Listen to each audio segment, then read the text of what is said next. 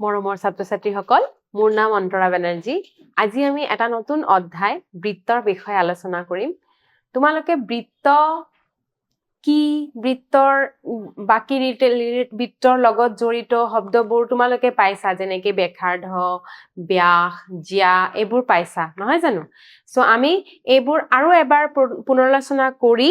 আজি আমাৰ চেপ্টাৰটোত কি আছে সেইবোৰলৈ আগবাঢ়ো আহা। সো প্ৰথম আমি কি চাওঁ, বৃত্ত। এখন সমতলত এটা নিৰ্দিষ্ট বিন্দুৰ পৰা সমদূৰত্বত থকা আটাইবোৰ বিন্দুৰ সংগ্ৰহক বৃত্ত বুলি কোৱা হয়। কি কৈছে চোৱা, এটা নিৰ্দিষ্ট বিন্দু মানে বৃত্তৰ ক্ষেত্ৰত এটা নিৰ্দিষ্ট বিন্দুৰ পৰা সমদূৰত্বত মানে নিৰ্দিষ্ট বিন্দুটোৰ পৰা সমান দূৰত্বত থকা আটাইবোৰ বিন্দুৰ সংগ্ৰহক কি কোৱা হয়, বৃত্ত বুলি কোৱা হয়। ঠিক আছে, তেনেহলে কি হব, এইটো ধৰা নিৰ্দিষ্ট বিন্দু, তাৰমানে এই বিন্দুৰ পৰা বাকি ইয়াতে আৰু যিমান বিন্দু আছে গোটেইকেইটা বিন্দুৰ দূৰত্ব কি হয়, সমান হয়। আৰু এই যে নিৰ্দিষ্ট বিন্দু আৰু এই বাকি বিলাক বিন্দুৰ মাজৰ দূৰত্ব, এই দূৰত্বটো কি বুলি কোৱা হয়, ব্যাসাৰ্ধ। এইটো আমি গম পাওঁ, হয়নে? সো নিৰ্দিষ্ট বিন্দুটোক কেন্দ্ৰ বুলি কোৱা হয়, আৰু নিৰ্দিষ্ট বিন্দুটো আৰু বিন্দুটোৰ ওপৰত থকা আৰু বৃত্তৰ ওপৰত থকা বিন্দুটোৰ মাজৰ দূৰত্বক ব্যাসাৰ্ধ বুলি কোৱা হয়। ঠিক আছে, সো আমি এইবোৰ পাইছো। আমি বৃত্ত সম্বন্ধে আৰু যি আছে অকণমান চাই লওঁ। সো ফাৰ্ষ্ট আমি চাওঁ বৃত্ত। সো এইটো হল আমাৰ বৃত্ত এটা। ঠিক আছে, বৃত্তৰ এইটো হল কেন্দ্ৰ, বৃত্তৰ এয়া হল কেন্দ্ৰ O। সো এই যে মাজৰ বিন্দুটো, যোনটো বিন্দুৰ পৰা বাকিবোৰ বিন্দুৰ দূৰত্ব, বাকিবোৰ বিন্দু সমান দূৰত্বত থাকে, এই মাজৰ বিন্দুটোক কি কোৱা হয়, এই মাজৰ বিন্দুটোক কোৱা হয় কেন্দ্ৰ। সো এইটো হল আমাৰ কেন্দ্ৰ, এই মাজৰ বিন্দুটো হল কেন্দ্ৰ। ঠিক আছে, কেন্দ্ৰৰ পৰা বৃত্তৰ ওপৰত থকা বিন্দু সংযোগকাৰী ৰেখাখণ্ডটোক আমি কি বুলি কওঁ, এইটোক আমি কওঁ ব্যাসাৰ্ধ। হয়নে? বৃত্তৰ ওপৰত থকা দুটা ভিন্ন বিন্দুৰ সংযোগ কৰা ৰেখাখণ্ডটোক কি কোৱা হয়, জ্যা। এইবোৰ আমি পাইছো, নহয় জানো, জ্যা। এইটো জ্যাই যদি কেন্দ্ৰৰ মাজেৰে যায়, তেতিয়া জ্যাটোক কি বুলি কোৱা হয়, ব্যাস। ধৰা কেন্দ্ৰৰ মাজেৰে গ'লে এইটো জ্যা হয়, কিয় নহয়, কিয় এইটো জ্যা হয়, কাৰণ এইটো দুটা বৃত্তৰ ওপৰত থকা দুটা ভিন্ন বিন্দু সংযোগ কৰি আমি এই ৰেখাডাল পাইছো, আৰু এই ৰেখাডাল কেন্দ্ৰৰ মাজেৰে গৈছে, সেইটো কাৰণে এইটো হল ব্যাস। আৰু মনত ৰাখিবা, আটাইতকৈ ডাঙৰ জ্যা হল বৃত্তটোৰ ব্যাস। কাৰণ তোমালোকে আৰু যিমানে জ্যা ড্ৰ নকৰা কিয়, ইয়াতকে ডাঙৰ নহয়। ঠিক আছে, আচ্ছা, নেক্সট আহিছো আমি পৰিধি। পৰিধি মানে কি, সাপোজ তোমালোকে ইয়াতে ৰৈ আছা, বৃত্তৰ ইয়াতে এইখিনিতে ৰৈ আছা, আৰু ইয়াৰ পৰা খোজকঢ়া ষ্টাৰ্ট কৰিলা, খোজকাঢ়ি এনেকে বৃত্তৰ ওপৰেদি খোজকাঢ়ি এক পাক সম্পূৰ্ণ ঘূৰি আহোঁতে যিমানটো দূৰত্ব অতিক্ৰম কৰা, সেই দূৰত্বটোক কি কোৱা হয়, সেই দূৰত্বটোক কোৱা হয় পৰিধি। তাৰমানে তোমালোকে সাপোজ এইটো এটা বৃত্তৰ এইডোখৰ থিয় হৈ আছা, আৰু এটা বৃত্তৰ ওপৰত চাৰিওফালে এনেকে যদি বৃত্তটোৰ ওপৰেদি এনেকে যদি এপাক ঘূৰি আহা, সেই যে দূৰত্বটো অতিক্ৰম কৰিলা, সেইটো কোৱা হয় পৰিধি। ঠিক আছে, নেক্সট আহিছো আমি চাপ। এইবোৰ তোমালোকে আগতে পাইছা। চাপ মানে কি, বৃত্তৰ ওপৰত চাপ হল পৰিধিৰ এটা টুকুৰা। তাৰমানে এই ধৰা এপাত খাৰু ললা, এই খাৰু পাত যদি ভাঙি যায়, এই যে দুটা পাৰ্ট পাবা, দুটা অংশ পাবা, সেই প্ৰতিটোৱে হল চাপ। তাৰমানে এইটো যদি খাৰু পাত হয়, খাৰু পাতডাল যদি এনেকে দুটা পাৰ্টেৰে ভাঙি যায়, তেতিয়া প্ৰতিটো পাৰ্টক কোৱা হয় চাপ। ঠিক আছে, সো এইখিনি আমি আগতেও পাইছো। এতিয়া চাওঁ কি আছে, ইয়াত O হৈছে, চোৱা ইয়াত O হৈছে নিৰ্দিষ্ট বিন্দু বা কেন্দ্ৰ, আৰু OP হৈছে বৃত্তটোৰ ব্যাসাৰ্ধ। আমি অলৰেডি ডিসকাস কৰিছো, নহয় জানো। নেক্সট জ্যা মানে কি কলো, বৃত্তৰ যিকোনো দুটা ভিন্ন বিন্দু সংযোগ কৰা এটা ৰেখাখণ্ডক জ্যা বুলি কোৱা হয়। দুটা ভিন্ন বিন্দু সংযোগ কৰা ৰেখাখণ্ডক জিয়া বুলি কোৱা হয় আমি কৈছো যদি কোনো জিয়া এটা বৃত্তৰ কেন্দ্ৰৰ মাজেৰে যায় পাৰ হয় তেন্তে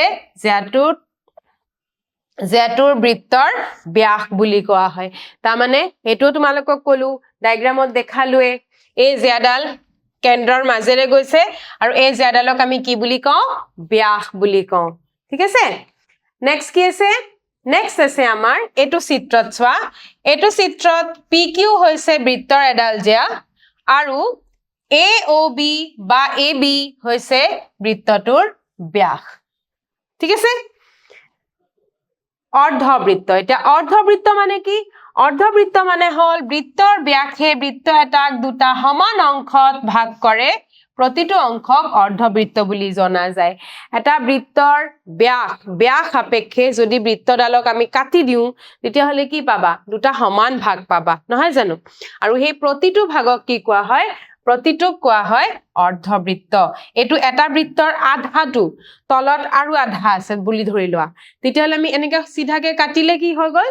ব্যাসৰ হিচাপে ব্যাস সাপেক্ষে কাটিলে যে পাৰ্টটো পাম হেতু হল প্ৰতিটোৱে হল অৰ্ধবৃত্ত ঠিক আছে নেক্সট আহিছো পৰিধি কলুৱে তোমালোকক বৃত্ত এটাৰ চাৰিওফালে এবাৰ ঘূৰিলে যি দূৰত্ব অতিক্ৰম কৰা হয় হেয়া হল বৃত্তৰ পৰিধি এটো কলু নহয় জানো এনেকে বৃত্তৰ উপৰেদি এনেকে হেতু বৃত্তৰ চাৰিওফালে এনেকে ঘূৰি আহিলে যোনটো দূৰত্ব অতিক্ৰম কৰিম হেতুৱে হল তাৰ পৰিধি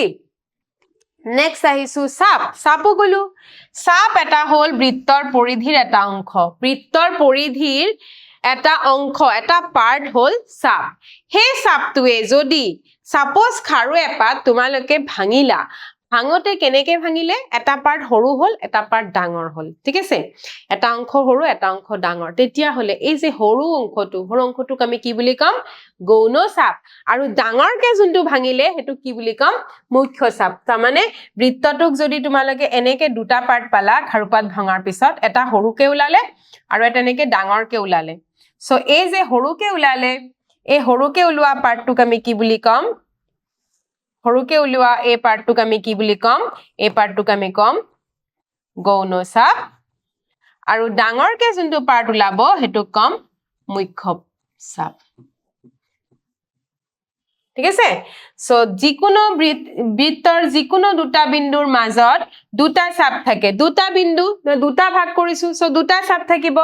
তাৰে সৰু চাপটো কোৱা হয় গৌণ চাপ আৰু ডাঙৰটো কোৱা হয় মুখ্য চাপ ঠিক আছে এতিয়া যদি দুটা সমান হৈ যায় যেনেকৈ এটো ডায়াগ্ৰামত চোৱা এটো ডায়াগ্ৰামত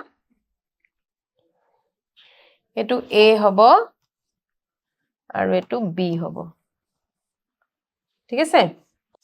সো এটো ডায়াগ্ৰামত চিত্ৰত AB এ এটা গৌণ চাপ এয়া AB এটো হল যোনটো কঠিন লাইন আছে তাৰ মানে সেট এনেকে দিছে এটো হল গৌণ চাপ আৰু ডট ডট যোনটো দিয়া আছে বিন্দুযুক্ত লাইন যোনটো এটো হল মুখ্য চাপ ডাঙৰ যোনটো চাপ হেতু কোৱা হয় মুখ্য চাপ ঠিক আছে ডিসকাস কৰিলো নহয় জানো ঐককেন্দ্ৰিক বৃত্ত মানে ঐককেন্দ্ৰিক বৃত্তৰ যোনটো ডেফিনিশন বা সংজ্ঞা তাতে আমি হেতু পাই যাও ঠিক আছে কি ঐককেন্দ্ৰিক মানে কেন্দ্ৰ এটা ব্যাসাৰ্ধ বেলেগ বেলেগ ঠিক আছে ইয়াতে চোৱা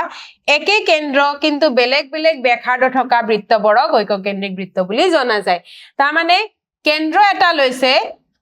এটো ও কেন্দ্ৰ সাপেক্ষে সোয়া r ব্যাসাৰ্ধৰ এটা ডাবল ক্যাপিটাল R ব্যাসাৰ্ধলৈ আৰু এটা বৃত্ত কৰিছে সাপোজ তোমালোকে এনেকুৱা হল যে আমি এটা কি কৰিলো আমি এনেকে এটা কেন্দ্ৰ সাপেক্ষে আমি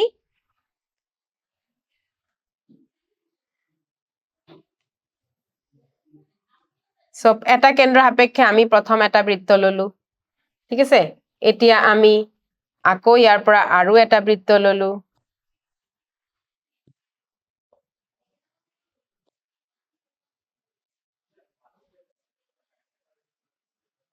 আৰু এটা বৃত্ত ললো ঠিক আছে আকৌ আৰু এটা বৃত্ত ললো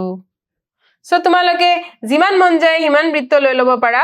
কিন্তু এতিয়া কি হৈছে এটো চোৱা কেন্দ্ৰ এটা আছে কিন্তু ব্যাসাৰ্ধ বেলেগ বেলেগ হৈছে ব্যাসাৰ্ধ 2 সেন্টিমিটাৰ 3 সেন্টিমিটাৰ 4 সেন্টিমিটাৰ যিমান মন যায় কিন্তু মনত ৰাখিবা কেন্দ্ৰ এটাই হ'ব লাগিব তেতিয়া সেই বৃত্তক কি কোৱা হয় ঐককেন্দ্ৰিক বৃত্ত বুলি জনা যায় ঠিক আছে হেবোৰ বৃত্তক একেলগে কেন্দ্ৰ এটা হেতু কাৰণে হেতু হল ঐককেন্দ্ৰিক বৃত্ত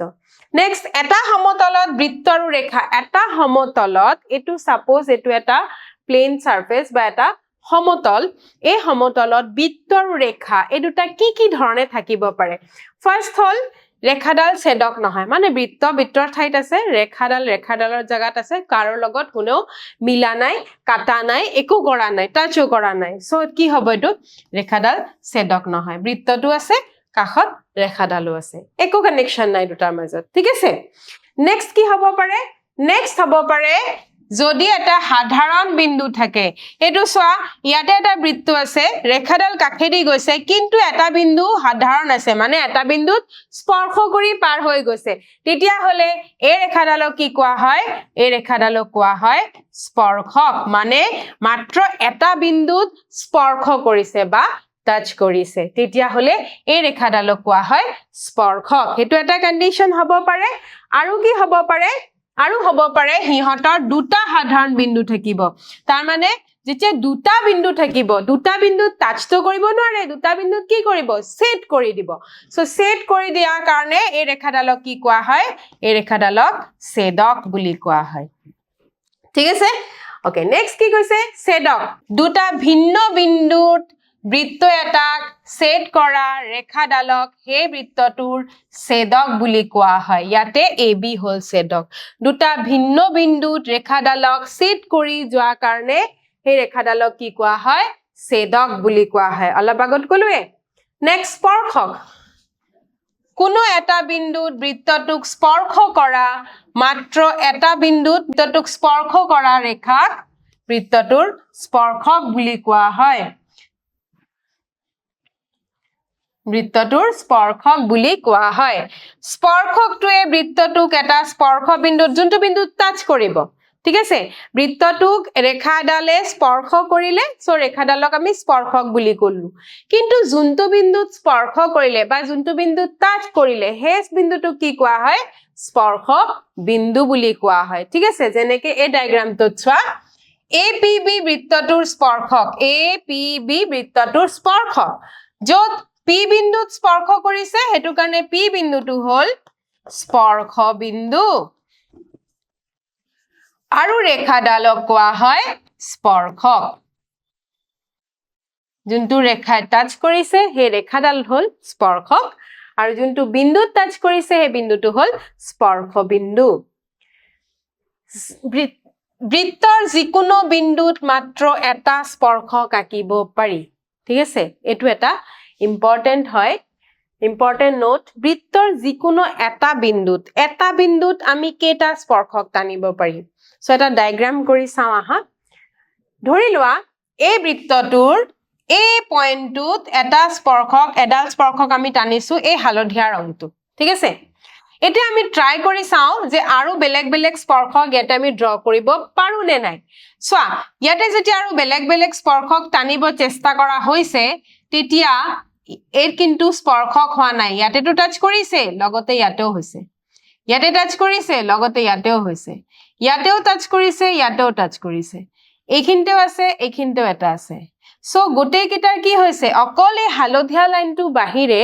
বাকি আমি যিমানে ৰেখা টানিছো গোটেই কিটা ৰেখা বৃত্তটোক দুটা বিন্দুত স্পৰ্শ কৰিছে বা দুটা বিন্দুত সেট কৰিছে সো দুটা বিন্দুত স্পৰ্শ কৰিলে হেতু স্পৰ্শক নহয় কি হ'ব ছেদক সো এটা বিন্দুত কেডাল স্পৰ্শক টানিব পাৰি মাত্ৰ এটাই টানিব পাৰি ঠিক আছে এটা নিৰ্দিষ্ট ছেদকৰ বাবে দুটা সমান্তৰাল স্পৰ্শক বৃত্ত এটাৰ প্ৰতিটো নিৰ্দিষ্ট ছেদকৰ বাবে হুবহু দুটা স্পৰ্শক থাকে যিবোৰ ইয়াৰ সমান্তৰাল আৰু দুটা ব্যাসৰ বিপৰীত বিন্দুত থাকে সো আমি ডায়াগ্ৰাম এটা কৰি চাও ধৰা এটো এটা বৃত্ত আৰু ইয়াৰ আমি কি কৰিলো এই বৃত্তটোৰ আমি এটা ছেদক লওঁ সো ধৰিলো এটো হল ছেদক বৃত্তটোৰ ঠিক আছে এতিয়া এই ছেদকৰ সমান্তৰালকে যদি স্পৰ্শক ড্ৰ কৰিব লাগে আমি কেনেকৈ ড্ৰ কৰিব পাৰিম এডাল স্পৰ্শক এনেকুৱা হ'ব হয়নে আৰু এডাল স্পৰ্শক কি হ'ব আৰু এডাল স্পৰ্শক আমি এনেকে টানিব পাৰিম জানো নহব এটো ছেদক হৈ যাব সো স্পৰ্শক যদি ইয়াৰ সমান্তৰাল ড্ৰ কৰিব লাগে আমি কেনেকে ড্ৰ কৰিব পাৰিম এনেকে ড্ৰ কৰিব পাৰিম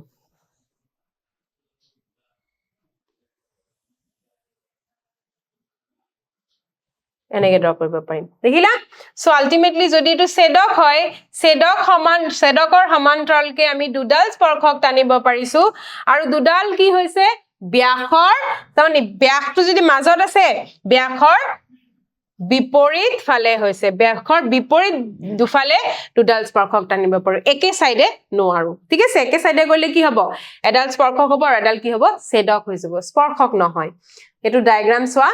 ইয়াতে PQ হৈছে ছেদক PQ ৰ সমান্তৰালকে কি আঁকিব পাৰি P' Q' আৰু P' Q'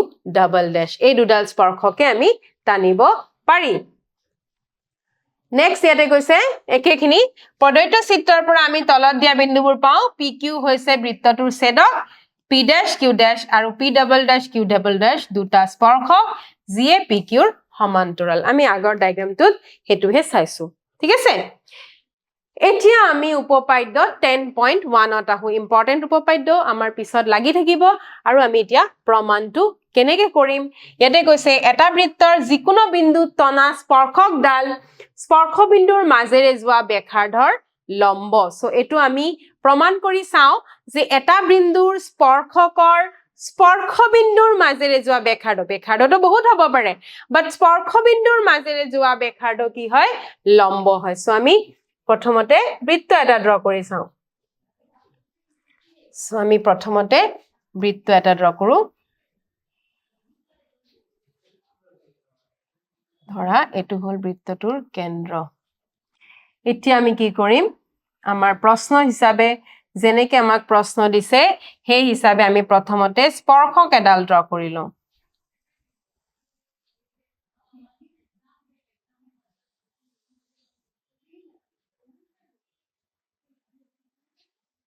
হল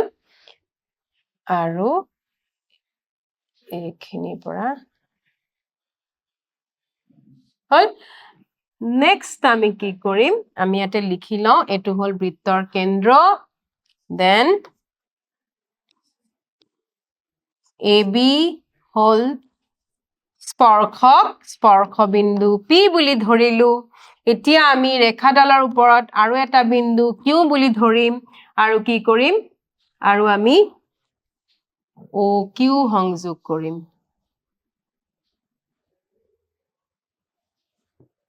হৈছে সো আমি প্ৰথমতে যি কৰিলো হেখিনি লিখি লওঁ আৰু এই ৰেখা এইখিনি পইণ্টক আমি R বুলি ধৰিলো ঠিক আছে সো ইয়াতে কি হৈছে সোৱা O কেন্দ্ৰীয় বৃত্তৰ APB স্পৰ্শক যাৰ স্পৰ্শ বিন্দু P OP হল ব্যাসাৰ্ধ আৰু হ'ব পাৰে বাট P বিন্দুত ব্যাসাৰ্ধ হল OP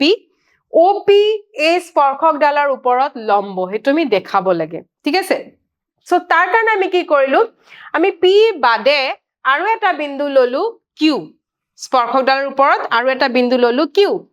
আৰু যেটো আৰু এটা বিন্দু ললো Q আমি দেখাই পাইছো Q বিন্দুটো ক'ত থাকিব বৃত্তৰ বাহিৰত থাকিব সো বৃত্তৰ বাহিৰত থাকিলে কি হ'ব এই যে যেতিয়া আমি OQ সংযোগ কৰিম বৃত্তটোক এটা বিন্দুত কাটিব আৰু সেই বিন্দুটোক আমি কি বুলি ধৰিছো R বুলি ধৰিছো ঠিক আছে সো এইখিনি আমি লিখি লওঁ তো লিখা O কেন্দ্ৰীয় বৃত্তৰ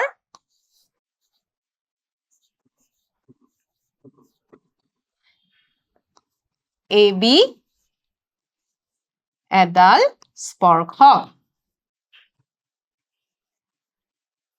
স্পৰ্শক হৈছে স্পৰ্শ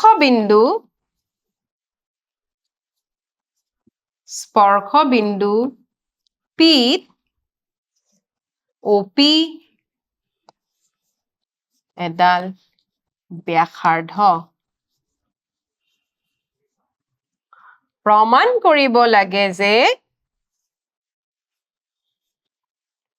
প্ৰমাণ কৰিব লাগে যে OP perpendicular AB এটো আমি দেখাব লাগে ঠিক আছে এতিয়া আমি অঙ্কন কি কৰিছো আমি অঙ্কন কৰিছো P বিন্দু বাদে P বিন্দু বাদে AB স্পৰ্শক ডালৰ ওপৰত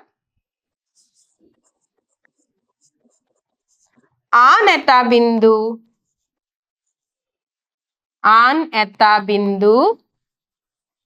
Q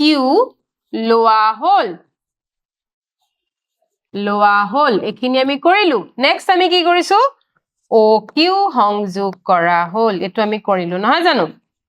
OQ সংযোগ কৰা হ'ল হৈছে এতিয়া Q বিন্দুটো বৃত্তৰ বাহিৰত থাকিব কলুৱে সো আমি লিখি লও Q বিন্দুটো বৃত্তৰ বাহিৰত থাকিব এতিয়া কোৱাচোন মই যে কলু Q বিন্দুটো বৃত্তৰ বাহিৰত থাকিব কিয় কাৰণ Q বিন্দুটো যদি বৃত্তৰ ওপৰত থাকে তেনে হলে AB ডাল কি হ'ব ছেদক হৈ যাব স্পৰ্শক নহয় কিন্তু আমি কৈছোৱে যে AB স্পৰ্শক আৰু স্পৰ্শ বিন্দু P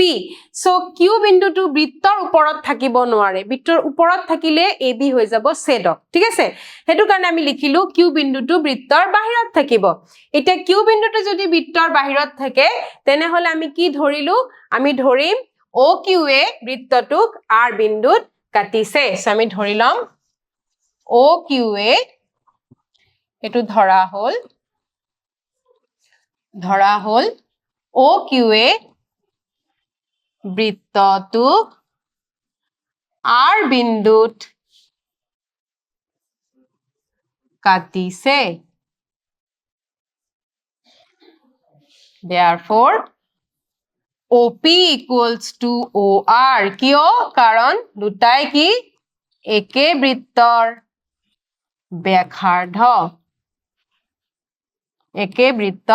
ব্যাসাৰ্ধ আকৌ আমি কি কব পাৰো আকৌ OR plus RQ equals to OQ হয়নে নহয় চোৱাচোন OR plus RQ equals to OQ এতিয়া আমি OR ৰ ঠাইত কি দিব পাৰো এটো 1 নম্বৰ দি থোৱা সো OR ৰ ঠাইত আমি কি লিখিব পাৰো OP plus RQ equals to OQ কৰ পৰা পালো আমি এটো 1 ৰ পৰা সো 1 ৰ পৰা আমি এটো কব পাৰিলো ঠিক আছে এতিয়া চোৱা OQ plus OP plus RQ কৰিলে OQ পাইছো তেনে হলে কি হ'ব OP এটুতকে সৰু হ'ব ঠিক আছে OP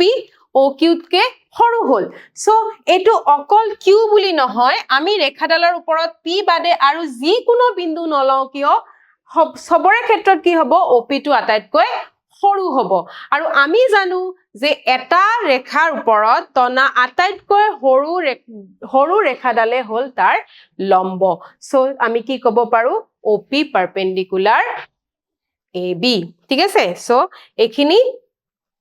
অকল Q বুলি নহয় যিকোনো বিন্দুৰ ক্ষেত্ৰত এটো সত্য আৰু আমি জানো সাপোজ এনেকুৱা এটা ৰেখা আছে এই ৰেখাটোৰ ওপৰত এটা নিৰ্দিষ্ট বিন্দুৰ পৰা আমি যিমানে ৰেখা ড্ৰ নকৰো কিয় তাৰে আটাইতকৈ যোনটো কম দূৰত্ব হেতুৱে হ'ল তাৰ লম্ব ৰেখাডালৰ ওপৰত লম্ব ঠিক আছে সো আমি জানো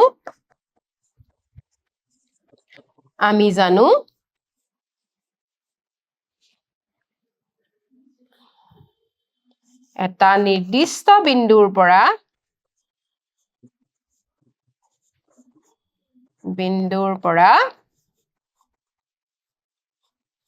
ৰেখাডালৰ ওপৰত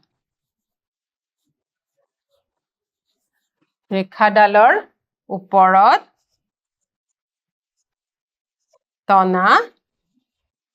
আটাইতকৈ সৰু ৰেখাখণ্ডই তাৰ লম্ব সো আমি কি ক'ব পাৰো therefore OP perpendicular AB OP perpendicular AB হৈ গল আমাৰ প্ৰমাণ আৰু এটো সকলো কিউ বিন্দু কাৰণে কলুৱে কাৰণ কিউ বিন্দুৰ বাহিৰে পি বাহিৰে আমি আৰু জিয়ে নলও কিয় এটো কি হ'ব OP টো সদায় সৰু হ'ব ঠিক আছে সো এটো আমাৰ উপপাদ্য 10.1 প্ৰমাণিত হল প্ৰথম কি আছে এটা বৃত্তৰ কিমানডাল স্পৰ্শক থাকিব পাৰে সো আমি তাৰ কাৰণে বৃত্ত এটা ড্ৰ কৰি চাও প্ৰথমতে সো আমি প্ৰথমতে বৃত্ত এটা ড্ৰ কৰো ধৰি লোৱা এটা বৃত্ত ঠিক আছে এই বৃত্তটোৰ কাৰণে তোমালোকে কিমান স্পৰ্শক টানিব পাৰা কিমান স্পৰ্শক পাৰিবা সাপোজ এই বিন্দুত এনেকে এডাল স্পৰ্শক পাৰি নেক্সট এনেকুৱা এডাল স্পৰ্শক টানিব পাৰি এনেকুৱা স্পৰ্শক টানিব পাৰি এনেকুৱা স্পৰ্শক টানিব পাৰি এটো মই কেইটামানহে দেখাইছো কিন্তু প্ৰতিটো বিন্দুৰ কাৰণে তোমালোকে বেলেগ বেলেগ ড্ৰ কৰিব পাৰিবা নহয় জানো মই কেইটামানহে ড্ৰ কৰি দেখালো আৰু মাজত আৰু টানিব পাৰি সো এটা বৃত্তৰ কিমানবোৰ স্পৰ্শক থাকিব পাৰে অসীম সংখ্যক স্পৰ্শক থাকিব পাৰে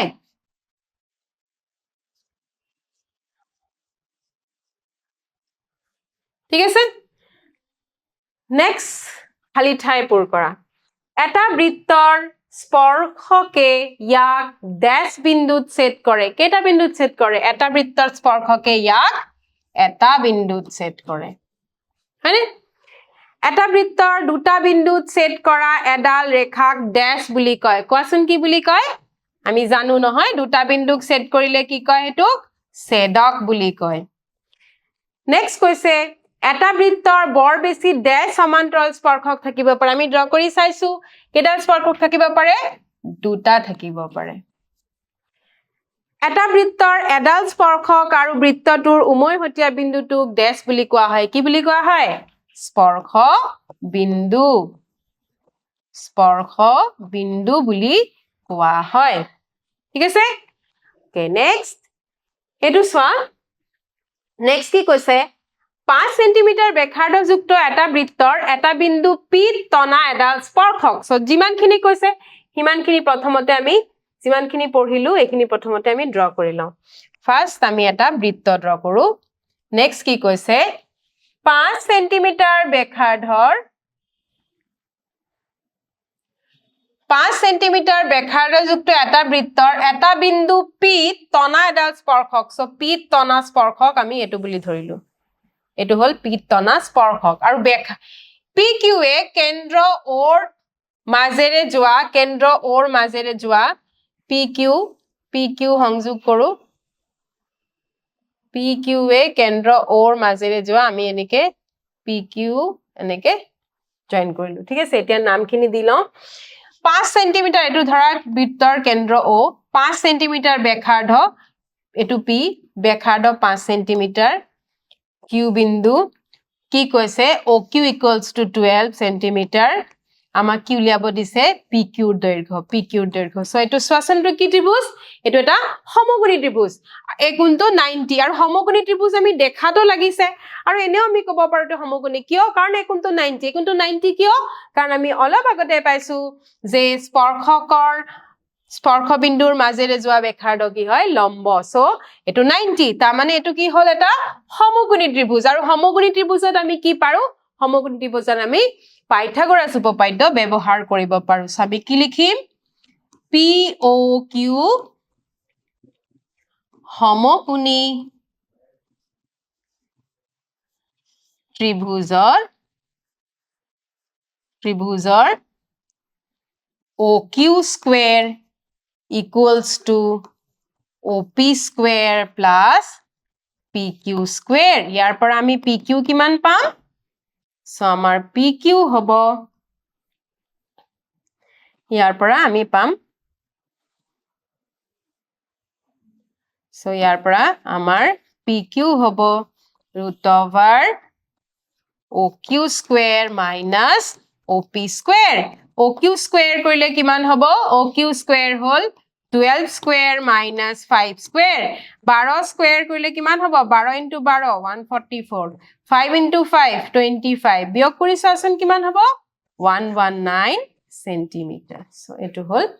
কাৰেক্ট অপশন ঠিক আছে নেক্সট কৈছে এটা বৃত্ত আৰু এডাল প্ৰদত্ত ৰেখাৰ সমান্তৰালকৈ দুডাল ৰেখা আঁকা যাতে এডাল স্পৰ্শক হয় আৰু আনডাল ছেদক হয় সো আমি প্ৰথমতে এটা বৃত্ত ড্ৰ কৰো আৰু ইয়াৰ এডাল প্ৰদত্ত ৰেখা ড্ৰ কৰো সো প্ৰথম আমি বৃত্ত এটা ড্ৰ কৰো এটো ধৰো আমাৰ বৃত্ত ঠিক আছে ইয়াৰ বৃত্ত কৈছে আৰু নেক্সট কি কৈছে আৰু এডাল প্ৰদত্ত ৰেখা সো এটো এডাল প্ৰদত্ত ৰেখা ঠিক আছে এই ৰেখাৰ সমান্তৰালকৈ এডাল স্পৰ্শক টানা সো স্পৰ্শকটো কেনেকুৱা যাব এনেকুৱা হ'ব সমান্তৰালকৈ টানা স্পৰ্শক আৰু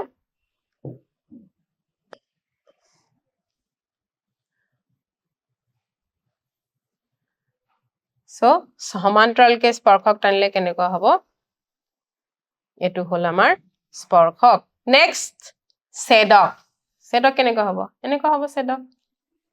হয়নে সো এতিয়া আমি নামবোৰ দি লওঁ এটো হল ধৰা AB